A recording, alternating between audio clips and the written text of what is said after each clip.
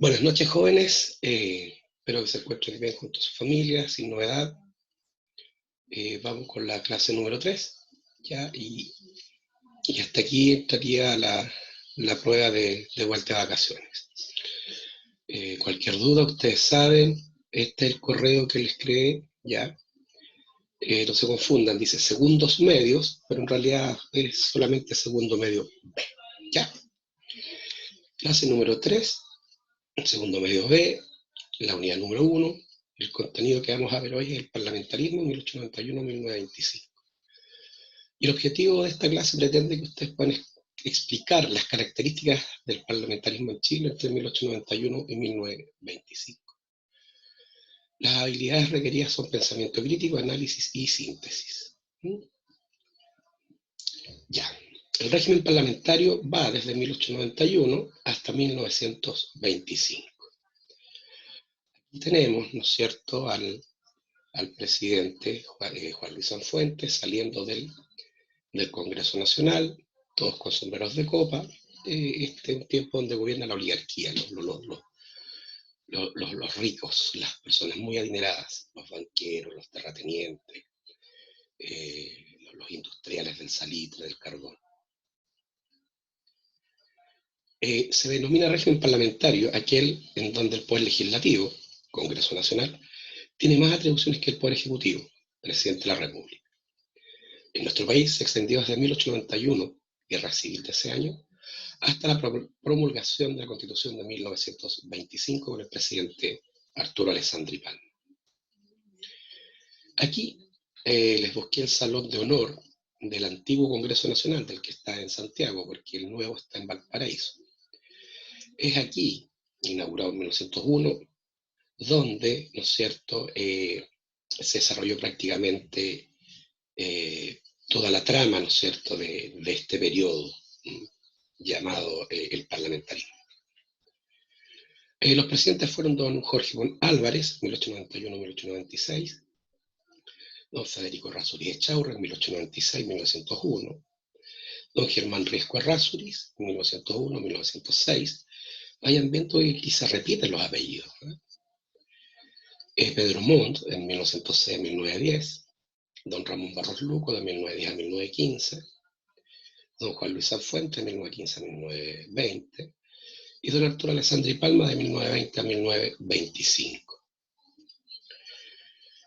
Ahora, vamos a ver este periodo de la historia de Chile desde 3 puntos de vista: del punto de vista político, del punto de vista económico y del punto de vista social. Entonces, desde el punto de vista político, este periodo se caracterizó por las llamadas prácticas parlamentarias. Es decir, los parlamentarios disponían de un conjunto de mecanismos que les permitían dominar a su voluntad al presidente de la República y provocar cambios en su gabinete a su arbitrio. A su arbitrio significa a su voluntad. El primero de estos métodos consistía en la obstrucción indefinida de los proyectos de ley. Aprovechando que el reglamento no permitía la clausura del debate, los opositores a un proyecto prolongaban indefinidamente sus argumentos para evitar que la discusión se clausurara y se llegara a la instancia de la votación de la ley en cuestión. ¿Ya? De hecho, hubo un parlamentario que durante 3 días habló casi 48 horas acerca del mismo tema, para evitar, ¿no es cierto?, que la ley fuera aprobada. Pero no por cansancio, la ley no fue aprobada. Las otras prácticas que utilizaban los congresistas, senadores y diputados para fregar al presidente de la República eran las llamadas censuras e interpelaciones a los ministros con el fin de derribar un gabinete y provocar la llamada rotativa ministerial, la que significaba que los ministros duraban solo meses en sus puestos, con la consiguiente perturbación de la administración del país. De esta forma, los parlamentarios podían dominar al poder ejecutivo y obtener beneficios de toda índole, a cambio de obstaculizar la marcha del país y provocar al mismo tiempo su propio desprestigio.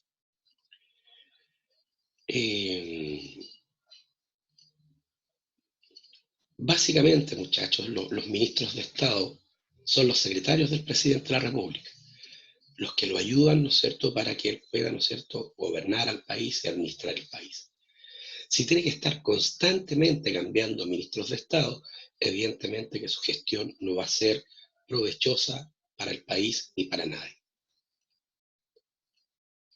Ejemplo, Jorge Mon, en sus 5 años de mandato, tuvo 10 gabinetes y tuvo 40 ministros de Estado. Federico Rásuriz tuvo 17 gabinetes, 50 ministros, 59 ministros. Germán Riesco, 17 gabinetes y 73 ministros. Pedro Mon, 11 gabinetes y 43 ministros. Ramón Barros Luco, 15 gabinetes y 55 ministros. Juan Luis Sanfuentes, en 5 años tuvo 15 gabinetes y 78 ministros de Estado. Imagínense que el presidente Piñera en la actualidad tuviera que cambiar ministros cada 3 meses. Sería imposible hacer cualquier gestión de gobierno. Este era entonces el mecanismo que utilizaban los parlamentarios para que el presidente no pudiera gobernar. Aquí, por ejemplo, está el presidente Arturo Alessandri con sus ministros, los que duraban bastante poco, como ya sabemos. Otro mecanismo que tenía el Congreso para influir sobre las decisiones presidenciales eran las leyes periódicas. ¿Por qué periódicas? Porque tenían fechas de aprobación bastante claras. Una cada 18 meses, que eran las leyes que aprobaban el contingente de las Fuerzas Armadas, que para ese tiempo solamente era el Ejército y la Armada, y la ley que aprobaba el presupuesto de la Nación cada 12 meses. Y por esta razón, porque una era cada 12 meses y otra cada 18 meses, se les llama las leyes periódicas. Acá está la banda de músicos del Regimiento Cazadores número 2, ¿no es cierto?, que representa al Ejército. Desde el punto de vista económico se caracterizó por el llamado ciclo salitrero.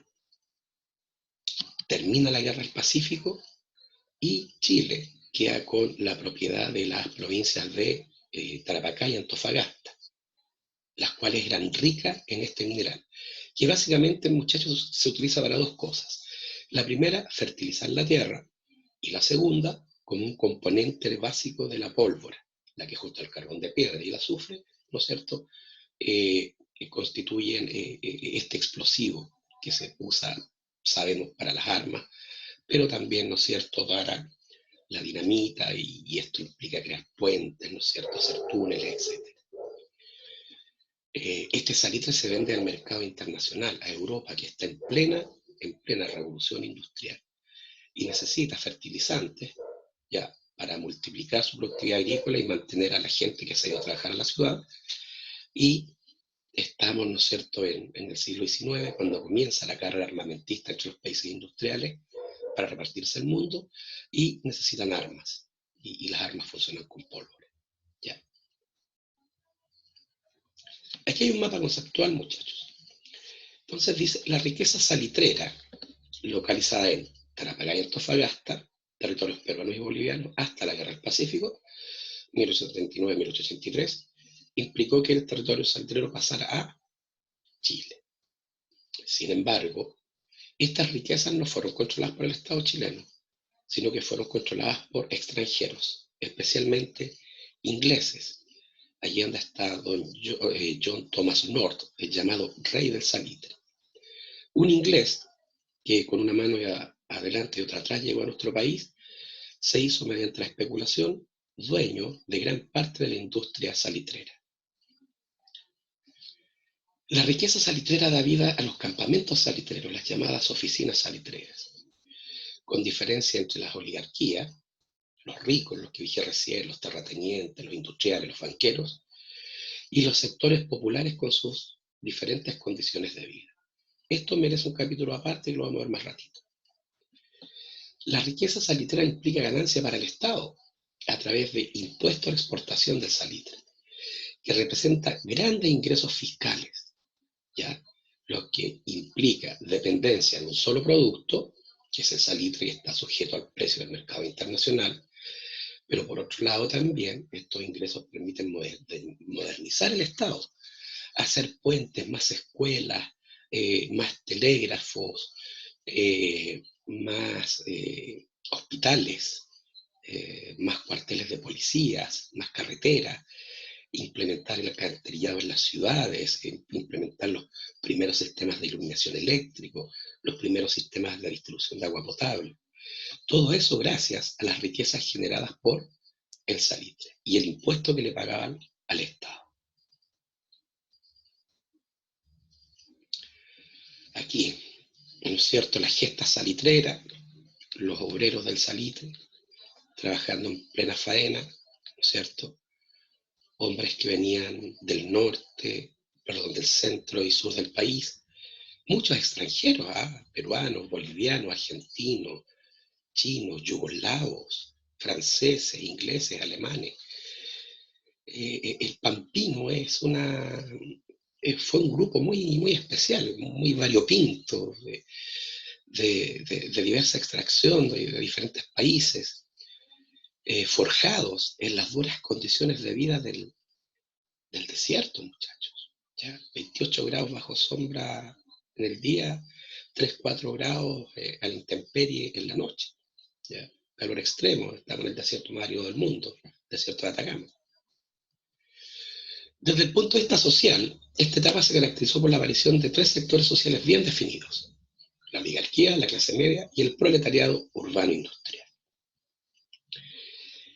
La oligarquía. Este grupo está compuesto por grandes terratenientes, industriales y banqueros. Eran los dueños de las grandes fortunas del país y dominaban la actividad política. Los sectores medios, grupos compuestos por profesionales, empleados públicos, pequeños propietarios y comerciantes, integrantes de las Fuerzas Armadas y los empleados públicos. Son producto de la expansión del Estado gracias a las riquezas generadas por la actividad salitrera y el fortalecimiento de la educación pública.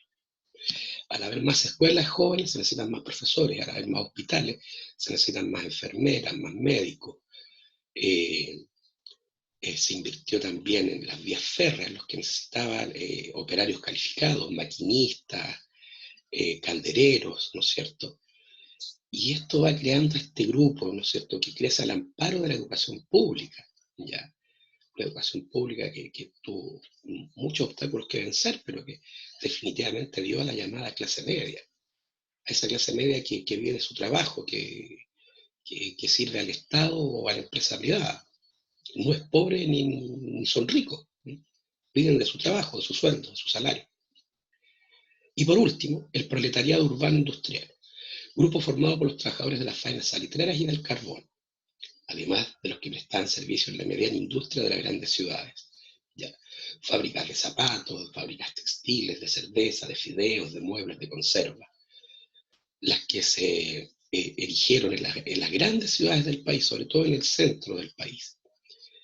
Valparaíso, Santiago, en la zona carbonífera, en la ciudad de Concepción, aparece esta mediana industria para abastecer el mercado salitrero. Recuerden que las salitreras están en el desierto, allí hay que comprar de todo, desde el agua hasta los insumos industriales, los alimentos, la ropa, los víveres. Así que eso incentivó la creación de una mediana industria en el sector centro-sur del país. Así que los trabajadores de estas faenas, de la zona del carbón, del salitre, de estas fábricas que nacen en las ciudades, conforman entonces este grupo denominado proletariado urbano industrial. Representantes de la oligarquía. Aquí están los oligarcas de nuestro país, las personas millonarias, quienes adquieren modas de Francia, viajan mucho, tienen mucho mundo, tienen mucho dinero, y comienzan a cambiar sus hábitos. Siempre ha habido oligarquía en Chile, pero antes era más austera, no ostentaba el dinero que tenía. A comienzos del siglo XX, la oligarquía comienza a ostentar, a mostrar a los demás, ¿no es cierto?, el poder de su dinero y lo que el dinero evidentemente puede comprar jóvenes. La clase media. Aquí elegí esta foto y estos son profesores y profesoras, son casi el paradigma ya de la clase media. Pero aquí están también los médicos, los abogados, los ingenieros, los pequeños comerciantes, los soldados profesionales, las personas que componían la administración pública, los que trabajaban en correos, en telégrafos, los que trabajaban en los ferrocarriles que pertenecían al Estado. Esos conformaban los sectores medios. El proletariado urbano industrial, la gente que trabaja en las industrias, ya de las industrias de harina, de la fábrica de fideos, la fábrica de zapatos, la fábrica de géneros, las fábricas de cerveza, los mineros de la zona del carbón, los mineros de la zona del salitre. Estas vidas las describe muy bien el autor chileno Baldomero Lillo. Un libro que se llama Subsole, que se dedica, ¿no es cierto?, y relata cómo era la vida de los mineros del salitre, y Subterra, donde relata la vida de los mineros del carbón. Se los recomiendo, muchachos. En este periodo de cuarentena, lean esos libros y le van a ayudar mucho para lo que estamos viendo. No podemos dejar de nombrar la llamada cuestión social. Un punto aparte merece las condiciones de vida de la inmensa mayoría de la población de nuestro país, el proletariado urbano y los campesinos que viven bajo el régimen de la hacienda. Esta es la llamada cuestión social. Es decir, las miserables condiciones de vida de los pobres, que se caracterizan por la falta de vivienda, la falta de educación, la falta de salud, la falta de protección laboral. No existen los contratos de trabajo, no existen las horas extras, no existen los elementos para que se protejan en sus faenas de trabajo. Los altos índices de delincuencia, de prostitución, el trabajo infantil. Todo esto acompaña durante todo este periodo a los más pobres, a los proletarios.